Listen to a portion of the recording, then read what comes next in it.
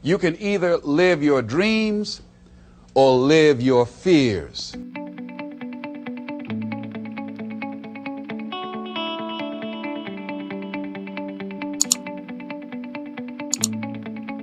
Somebody must have told us someplace along the line, I don't know where, but somebody must have told people, oh, life is going to be real easy. No, if they told you that, I've got a special announcement. They lied. I'll never forget, I had a special piece of legislation I wanted to get passed, and I said to a guy, I said, look here, can I count on your vote? He said, yes, and look here, if I can't count on it, let me know. There's another guy that owes me a chip, and I can call on that, and I won't need your vote, but I do need it. If you say you're going to do it, do it. You say you can count on it. Legislation came up, he voted against my bill passed. I went back to him and said, hey, I told you I needed the vote, but if you couldn't give it up, let me know, I would get somebody else. I said, why did you tell me? He said, I lied. I was in shock. How many of you that life just wore you out? That you didn't expect that? You thought you'd go to school, get good grades, get a job, and you came out here and you'll be able to get a job and live happily ever after, and you say, they lied. Yes, they did. They never told me, you know that song say, Mama told me there'll be days like this. They didn't even tell us that. Isn't that something about life is challenging? I mean, it's some stuff you get out here, you didn't read it in a book nowhere. Didn't nobody warn you that it was going to come down on you like this. That's called life. There are all kind of challenges like that. So what's the next piece is that you accept yourself, then you accept the fear as a fact and not a force. See, when you accept yourself and you accept fear as a fact, that means that it's something that happens, it's something that you're going to experience, but it is not a force to hold you back. It doesn't have any special power other than that you give it. So you accept the fact that you are afraid, and then you move on anyhow. You move on past it, and you do whatever you've got to do. I was at a big motivational rally for a gentleman by the name of Dexter Yeager down in the Carolinas. I was standing backstage, and I had to go out. I was the last speaker on the program. It's the first time I'd been in a stadium of this size, over 10,000 people. You couldn't see the people because the lights are just blaring in your eyes, called Free Enterprise Day. I was afraid. My heart was beating fast. I was just pacing back and forth. And Dexter said, are you all right? I said, yeah. Yeah, I'm all right. So I said, wait a minute, just calm down. Calm yourself. Hold it. It's all right, Les. It's all right. All right. Just be as scared as you can be. See, that's why I say embrace that fear. Just try and see how scared you can really get. And start breathing deeper. So the guy came in and said, are you about to die or something? I said, no, I'm fine. But after I started embracing it and trying to make myself as afraid as I can get and imagine what's the worst thing that I can go out there and do, my mind go blank and I fade on stage, that's the longest they gave me my check.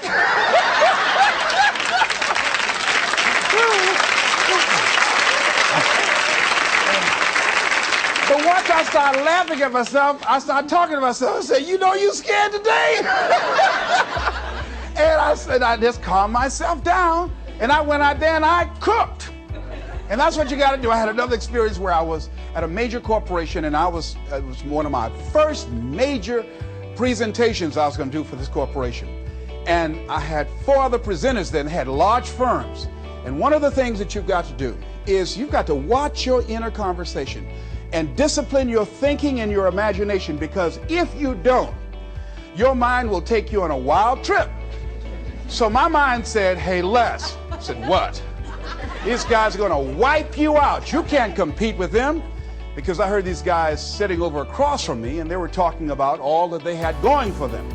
And so I started doubting myself, and I became afraid, and I was thinking, well, maybe I shouldn't go in there. And so I knew then, and this is what I suggest to you, sometimes you got to talk to yourself. Talking to yourself, you know, be a good exercise. It might be the only intelligent conversation you ever get.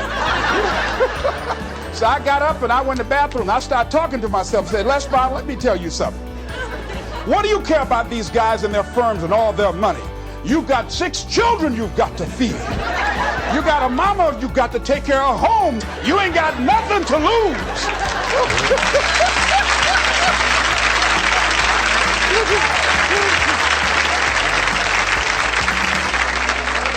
I went in that room and looked at those people. I said, don't you do nothing till you hear from me. And I got that contract too. You gotta do that.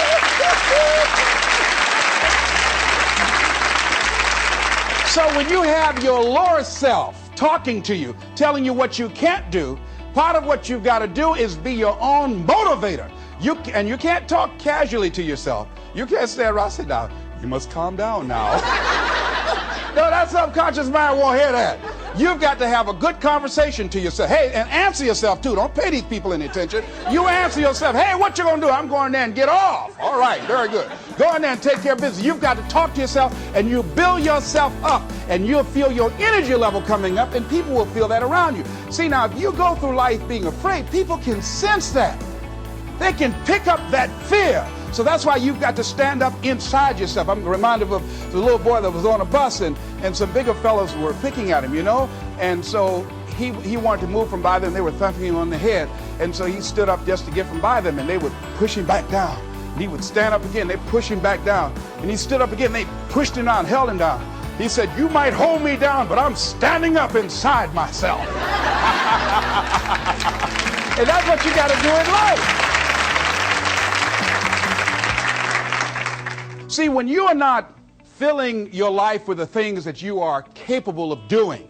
See, we all have some stuff that we've been given. And I don't think that it's optional for us to sit on what we have. See, if you're sitting on what you have, what you've been given, and I think everybody's been given something to bring to the planet, that only you can do that. Only you can perform that. Only you can initiate that activity. And if you don't do that, if you're not filling in your life with your life work or your mission, then there are gaps in your life. And what we do when we're not living out our true identity, we begin to fill the gaps. We fill the holes with garbage, alcohol, drugs, worry, self-destructive behavior. So when you begin to look at your life, and you know that you're not doing what you can do because you have allowed yourself to be held captive by your fears. Now, when you don't have a true appreciation and acceptance for who you are, and you allow yourself to be immobilized by fear, what happens in the process is that you begin to abuse yourself. You begin to sabotage your life, you begin to sabotage your dreams, you begin to unconsciously work against yourself. You become your own worst enemy. So what do you do about that? Well, you begin to realize that your dream and your gifts have so much meaning and so much value for you till your hunger for them will begin to push you past the fear. Your hunger to have them will give you a special drive. As you work on yourself, as you begin to acknowledge your true identity, the true power that you have, the true capacity you have to bring about change, the miracle working power that you have within yourself to do the things that you want to do. When you take them on, I'm reminded of a man who, this gentleman was doing a special study of a special tribe in Africa, headhunters. And he had difficulty in developing a relationship with these tribesmen because of the fact that he had fear. He had fear they would take his head. I tell you, all fears aren't bad. That was a legitimate fear. That's a good fear to give you a headache. So he worked there for a long time with no effort, no progress in developing a relationship and rapport and being able to achieve a level of trust. So finally one night while he was in bed, he was thinking about it. I said, what is it that you came here to do? What is your life work as a missionary? He said, I wanted to study these tribesmen. I said, what's the worst thing that they can do to you? Kill you. And he just decided, hey, this is what I came here to do. I know that there's some risk involved, and I'm going to do it, come what may. He said, I'm not going to be afraid of you. He went back the next day, and he started doing the work and trying to talk to and interview many of the members of this tribe. And they began to respond to him. They threw out the welcome mat to him. And years later, when people came to see what his progress was, they asked him, how were you able to do this? How did you convert the relationship from being hostile to that of being positive? And he said something I think has value for all of us. He said, when life can no longer threaten you with death, he said, what else is there? What else is there? And the majority of the fears that we have are not life or death fears. They're not those kind of fears. But through our imagination, we blow them out of proportion and we give them more power than they actually have or deserve, and we permit them to govern our lives. We permit them to determine how far we can stretch out on our dreams and discovering our stuff.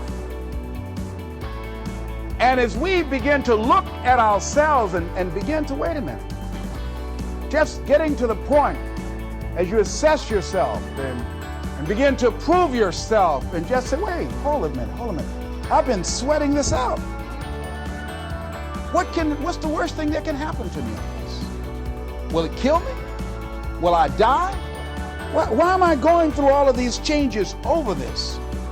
How much power does this really have? And am I the one that's feeding the power into it? See, a lot of times we allow ourselves to be fed and to be programmed into being afraid. I mean, you watch the news and read the newspaper, you'll be scared to come out the house. Am I right? You'll be afraid. So what kinds of things, what kinds of thoughts are you feeding your consciousness? What kind of things are you putting in your mind that will enable you to either move forward or to justify why you're staying where you are? Another piece that I look at, that when I finally decided that I was going to go to the dentist, pain was so great. I couldn't hold out any longer. All of a sudden, the fear didn't matter. I can't but take me. Now, some people need fear, you know. I have a friend that we told him, hey, man, you need to lose some weight. You're getting overweight and out of shape, and at our age, we need to have a regular program. And Bud said, man, I've been fat since I was a little boy. I'm big bone. I've never seen a fat skeleton, though.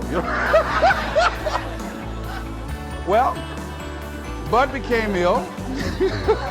How many of you ever seen a fat skeleton? Raise your hand. I know, all right. Bud became ill, passed out, and I was there, and the doctor was talking to him.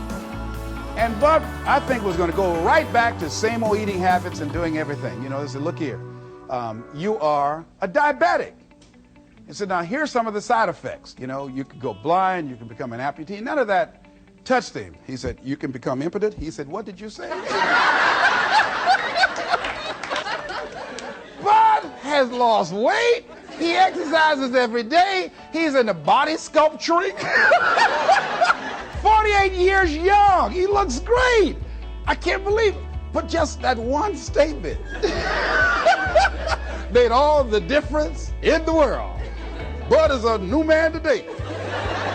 So what is it that has to happen to you? Some people don't take corrective measures to improve their health until they get a pronouncement that they're about to die. Then they start, okay, all right, I'm ready to do whatever you want me to do. But they won't do that. They can see people drop it off like flies around them. Well, that's them. You got to go from something.